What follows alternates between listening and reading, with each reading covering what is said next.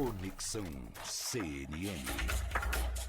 Conexão CNN, que traz Yuri Pita, traz Leandro Rezende, traz também a Thaís Arbex. Bom dia, Yuri. Bom dia, Nonato. Bom dia aos ouvintes. Um prazer participar dessa estreia da CNN Rádio. Vamos todos juntos. É isso. Tudo bem, ô Leandro? Bom dia para você. Bom dia, Nonato, Thaís, Yuri, um prazer estar aqui nessa estreia também contigo, Nonato, um prazer mesmo. Thaís está aqui do meu lado, conversamos há pouco, né, Thaís, com o presidente da Câmara, Rodrigo Maia, que está otimista em colocar essa reforma tributária para andar, acha que ainda é possível alavancar nesse ano, né, Thaís? Pois é. Bom dia, Yuri, bom dia, Leandro, tudo bom? Nessa entrevista ele deixou muito claro que a briga com o Guedes estava atrapalhando muito, né, a agenda das reformas. Ele disse que não dá para avançar se dois adultos não se comportarem como dois adultos. Não sei se vocês tiveram a mesma impressão, mas ele deu um start de que agora vai, né?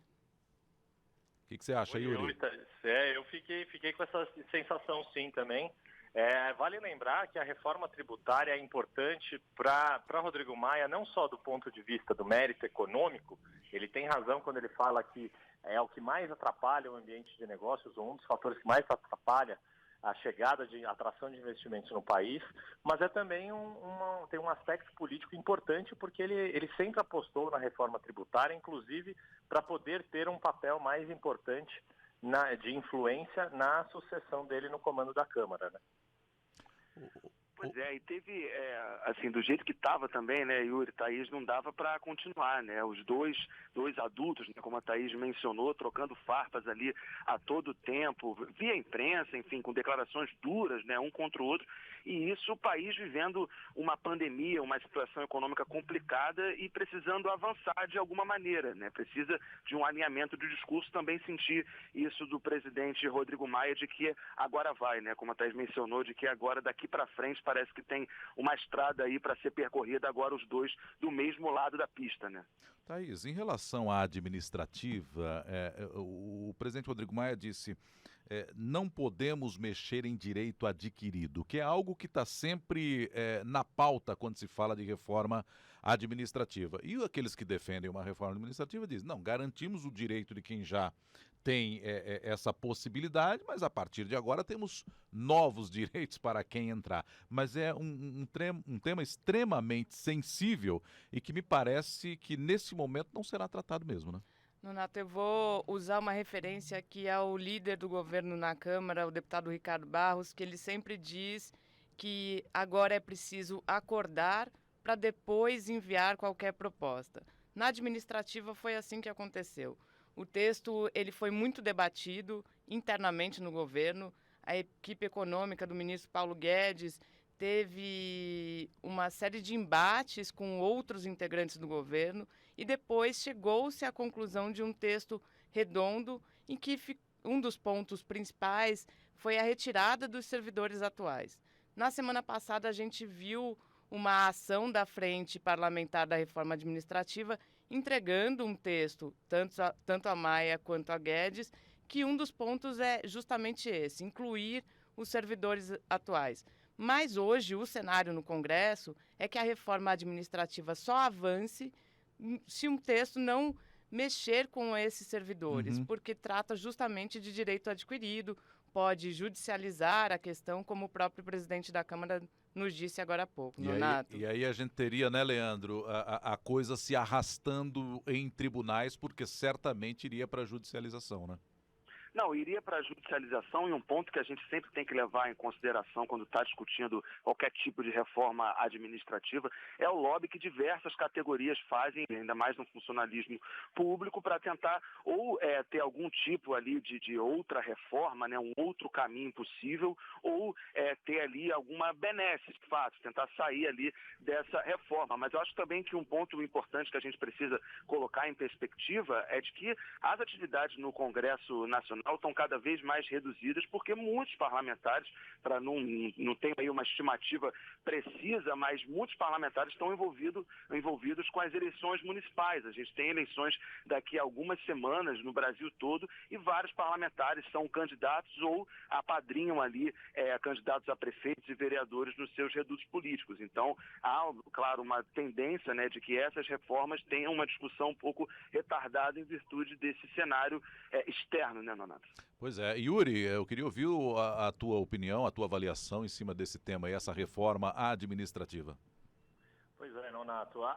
Essa agenda que a Frente Parlamentar apresentou, o presidente Rodrigo Maia ele tem um pouco de razão quando ele fala desse aspecto, de faz-se muita polêmica em torno dessa questão de envolver ou não os atuais servidores na PEC, mas a agenda que foi apresentada pelos deputados e senadores, ela também contempla alguns projetos de lei que já estão no Congresso Nacional.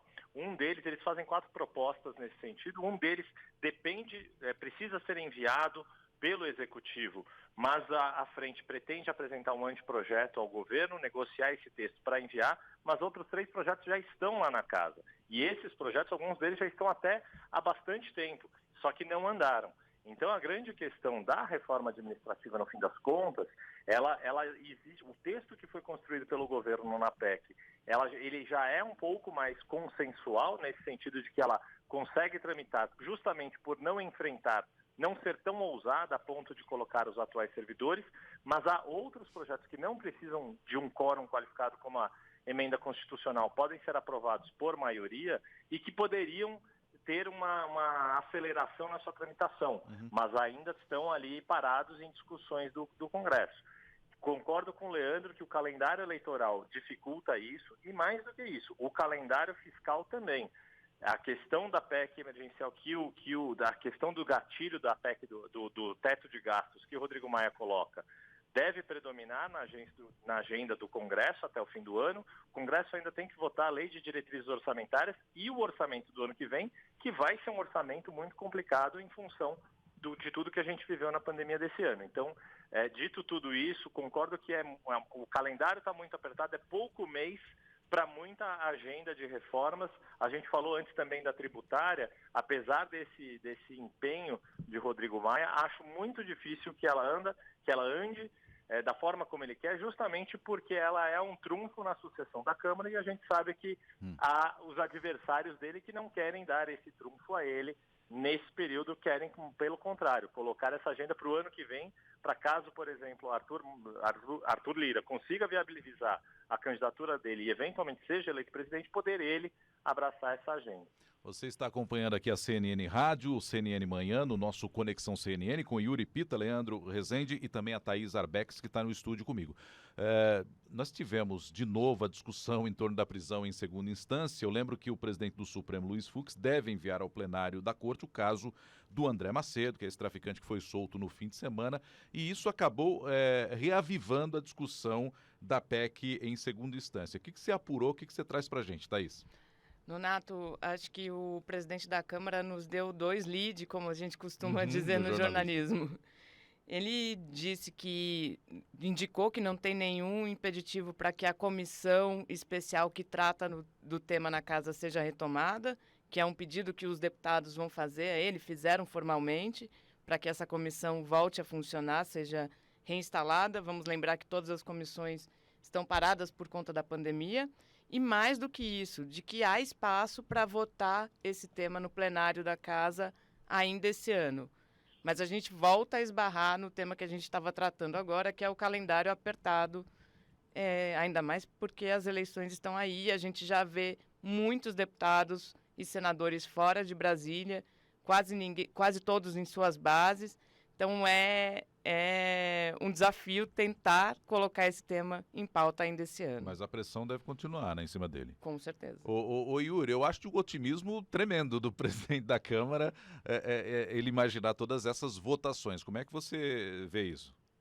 Pois é um pouco de otimismo, mas é papel dele tentar mobilizar justamente porque está ali encerrando a sua gestão à frente da presidência da Câmara, né, nessa atual legislatura. E vale lembrar, Rodrigo Maia vai completar um total, né, até o fim de janeiro do ano que vem, ele vai ter 4 anos de mandatos completos, mais aquele período tampão que ele ocupou quando houve o afastamento do ex-presidente da Câmara, Eduardo Cunha. Então tem aí quase 5 anos à frente do comando da casa. É muito poder concentrado na mão de um deputado que foi muito importante, conseguiu exercer esse poder e aí tenta colocar essa capacidade de mobilização que o levou a ser tão poderoso para conseguir entregar um legado final aí nessa reta final da sua gestão. Mas, de fato, tem otimismo demais e é importante, acho que a Thaís destacou esses 2 leads, vou destacar um terceiro, Thaís, que é a história dele falar de não voltar atrás na votação do pacote da anticrime. No que foi feito, ele fez aquela defesa do legislativo, do processo legislativo, da aprovação do pacote anticrime, que mudou esse dispositivo do Código de Processo Penal para que a cada 90 dias seja renovada a prisão preventiva. A grande questão que fica, e isso a gente talvez só saiba no ano que vem, quando surgirem os dados sobre população carcerária no Brasil, se realmente esse dispositivo funcionou ou não naquilo que o Rodrigo Maia falou agora. Se ele realmente beneficiou os presos pobres, né, as pessoas com baixa renda, no jargão mais popular, o ladrão de galinha. Se aquele réu primário que não tem periculosidade, que acabou sendo preso por um crime de menor risco à sociedade, por exemplo, um furto num supermercado, se ele teve uma prisão preventiva e essa prisão foi revogada depois de 90 dias porque não foi renovada por um juiz. Aí a gente vai saber se esse dispositivo funcionou para reduzir a superlotação das prisões no país, ou se não, ou se ele acabou beneficiando situações esdrúxulas como essa que a gente viu do traficante do acusado de tráfico André do Rep, apontado como uma liderança criminosa de alta periculosidade. Leandro, é um caminho para a gente ficar atento e conferir, né? Talvez a gente até já saiba a resposta, né? Pois é, Nonato, isso que o Yuri falou dos dados, né, que ainda vão sair do Departamento Penitenciário para saber da situação de prisões sem condenação aqui no Brasil, ainda vão sair os referentes a 2020, mas o que a gente tem até agora, referente a 2019, no Brasil, eu fiz uma conta rápida aqui no site do Ministério da Justiça, 30% dos presos, das pessoas que estão presas no Brasil, são presos provisórios, ou seja, não tem aí condenação, né? Então, é um tema realmente que o legislativo que precisa se debruçar sobre isso, porque acaba que a mudança de entendimento sobre prisão em segunda instância foi uma questão discutida pelo Judiciário, lá pelo Supremo, e agora o Legislativo, o Rodrigo Maia, presidente da Câmara dos Deputados, tem aí essa empolgação de votar isso ainda esse ano, como a gente falou aqui algumas vezes, vai ser um pouco difícil por conta desse calendário apertado, mas sem dúvida é um tema, e é um tema que a própria disfuncionalidade, né, do Brasil acabou criando para si mesmo, porque vamos lembrar, o presidente Jair Bolsonaro foi eleito ali com uma proposta de endurecimento do combate ao crime organizado. O braço direito dele era o ex-juiz, ministro Sérgio Moro, que foi quem foi o grande fiador desse pacote anticrime. E acaba que a gente está tendo uma grande discussão hoje sobre crime organizado, né, sobre uma das principais facções criminosas do Brasil, a soltura de um traficante importante, com base justamente num dispositivo que foi né, que se alterou o Código de Processo Penal a partir justamente do pacote anticrime, que era a grande bandeira do presidente ali na época da campanha nas eleições de 2018. Claro que o Rodrigo Maia fez o papel dele, né, defendeu o legislativo. Ontem ele já tinha dado uma declaração falando que a responsabilidade era do Ministério Público, e aí, Nonato, Thaís, Yuri, só para amarrar, tem um outro lado também, que é o lado dos juízes, né? O presidente da Associação de Juízes Federais, Eduardo Brandão, ele disse o seguinte: olha, se os juízes tiverem que renovar prisões a cada 90 dias, não tem juiz suficiente para fazer isso no Brasil. Então, esse é um dispositivo também criticado aí pelo Judiciário. São 1000 temas aí para a gente acompanhar, todos eles envolvendo essa grande população carcerária que o Brasil tem. Apesar de ter essa grande população carcerária, a gente tem a sensação eterna de que há uma impunidade no país, um paradoxo que é muito difícil de resolver. São muitos temas. Haja Conexão CNN, nós estaremos aqui para isso diariamente. Eu conto com vocês três. Foi um prazer ter vocês aqui na inauguração da CNN Rádio. Obrigado, Yuri. Bom dia para você. Obrigado, Nonato. Um bom dia a Thaís, Leandro, a todos os nossos ouvintes e vamos em frente aí com a CNN Rádio agora. Tchau, Leandro. Valeu, Nonato. Até amanhã para você, Thaís, Yuri. Até mais tarde. Seguimos juntos aí. Até amanhã. Thaís, obrigado, viu? Obrigada, Espero que você tenha Nonato. gostado da aventura de participar da CNN Rádio. Você que nunca tinha trabalhado em rádio ainda, tá aí, mais uma plataforma. Obrigada. Até a próxima. Thaís Arbex, Leandro Rezende e também o Yuri Pita conosco aqui no Conexão CNN, todos os dias para você, explicando a notícia, trazendo também detalhes de bastidores para que você possa ficar mais bem informado sobre os temas sensíveis que vão ocorrendo no país.